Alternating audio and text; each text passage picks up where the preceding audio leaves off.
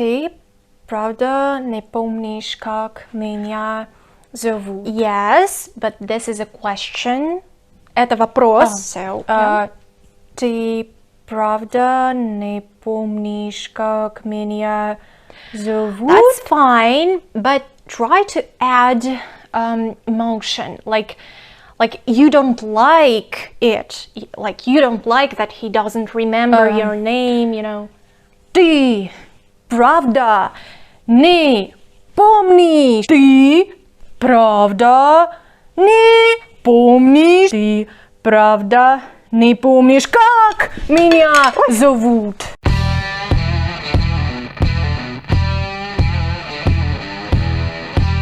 Привет!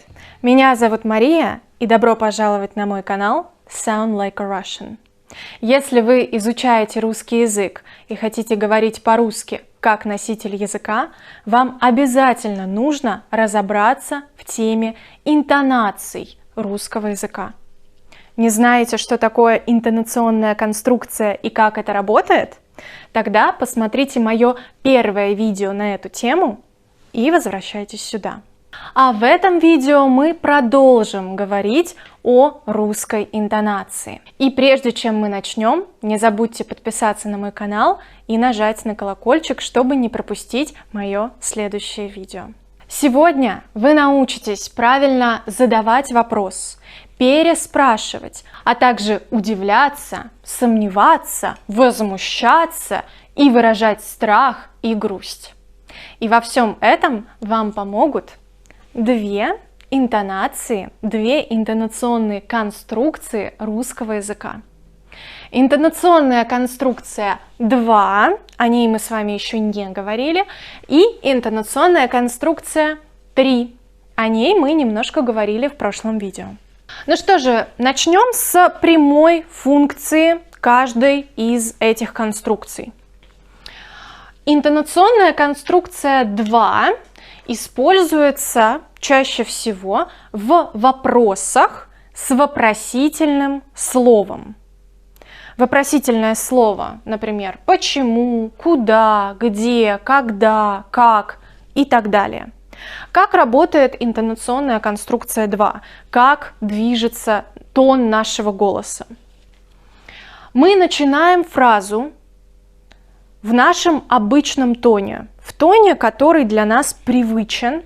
И когда мы доходим до центра интонационной конструкции, а я напоминаю вам, что центр интонационной конструкции – это ударный гласный звук главного слова в этой конструкции, так вот на этом центре тон нашего голоса опускается, и оставшуюся часть фразы мы договариваем в более низком тоне.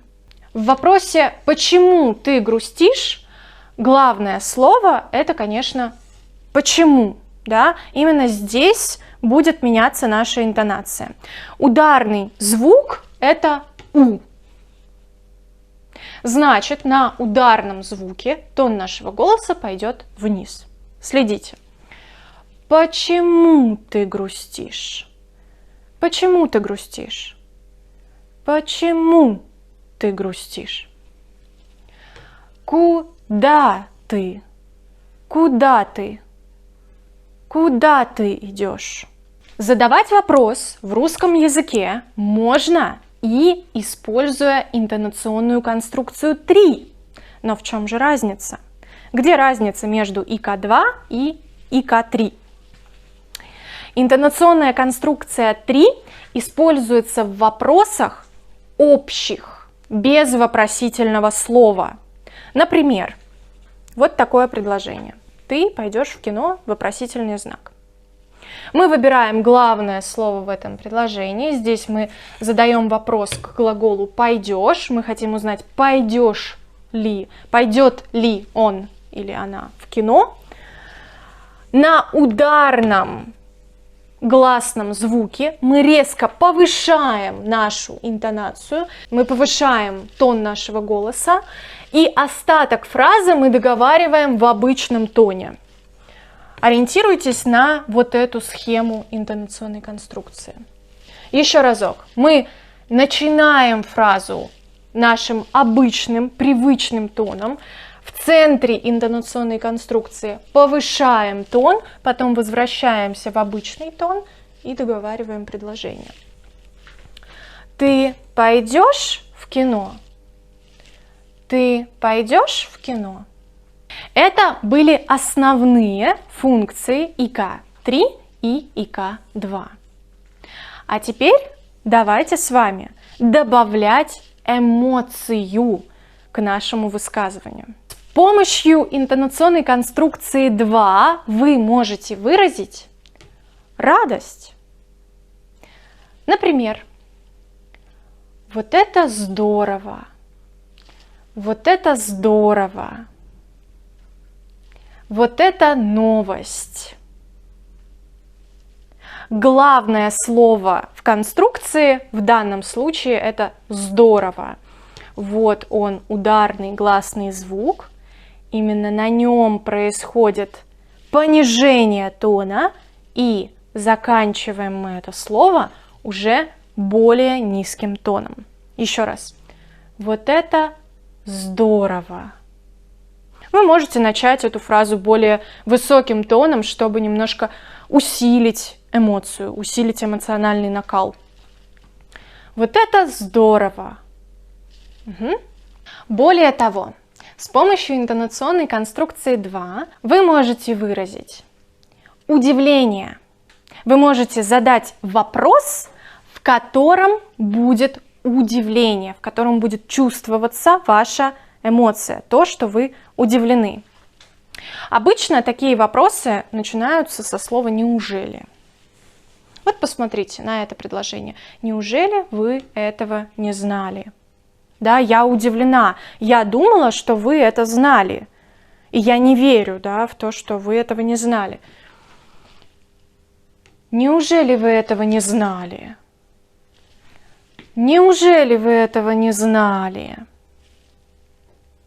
На слове «знали», на ударном гласном «а» мы понижаем тон нашего голоса.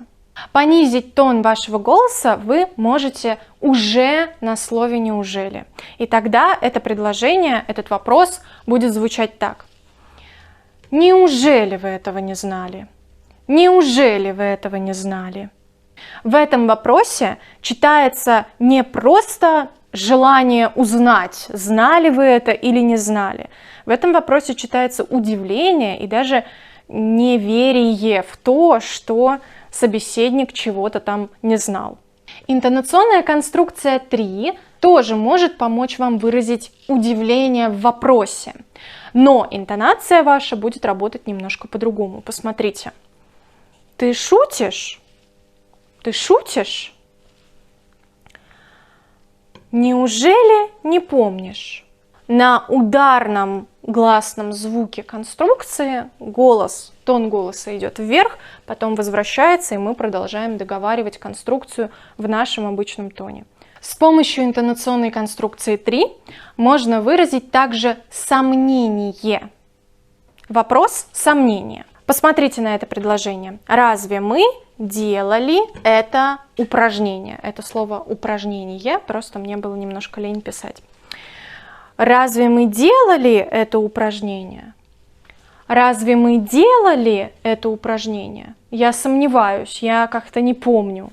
Если мы с вами возьмем вот такие вопросы и положим на них интонационную конструкцию 2, то мы тоже можем получить удивление плюс сомнение. Послушайте. Да что ты? Да ну. Чувствуете? Как будто бы я вам не верю. Я сомневаюсь, удивлена и немножко не доверяю. Еще одна эмоция, которую вы можете выразить с помощью интонационной конструкции 2, это грусть, печаль. Я очень расстроен. Да, вы можете, конечно, просто констатировать факт и сказать: я очень расстроен. Это интонационная конструкция 1. Но если вы хотите подчеркнуть, эмоционально подчеркнуть то, что вы расстроены и вам грустно, вы скажете: «Я очень расстроен». «Я очень расстроен». С помощью этой же интонации вы можете выразить страх. «Я ужасно боюсь». «Я ужасно боюсь». Вы голосом проваливаетесь вниз на главном ударном слоге конструкции. Оттенок страха вы можете передать и интонационной конструкцией 3 тоже, вот в таком примерно ключе, в таком примерно контексте. Посмотрите, это слово «спасите», а это слово «помогите». Если вы будете тянуть ударный гласный и на этом ударном гласном повысите тон вашего голоса, а потом опуститесь назад, тогда получится не просто просьба «спасите, помогите», да, а просьба плюс страх. «Спасите, помогите». Паника и страх чувствуются благодаря конструкции 3. И напоследок поговорим о том, как выразить возмущение с помощью интонационных конструкций 2 и 3. Посмотрите на этот вопрос. Что ты делаешь? Если мы понизим тон голоса на вопросительном слове «что», это будет обычный вопрос. Что ты делаешь?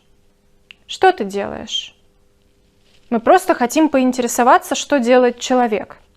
Но если мы сместим центр конструкции немножечко и понизим наш голос вот здесь, на ударном гласном «э» в слове «делаешь», тогда получится вопрос.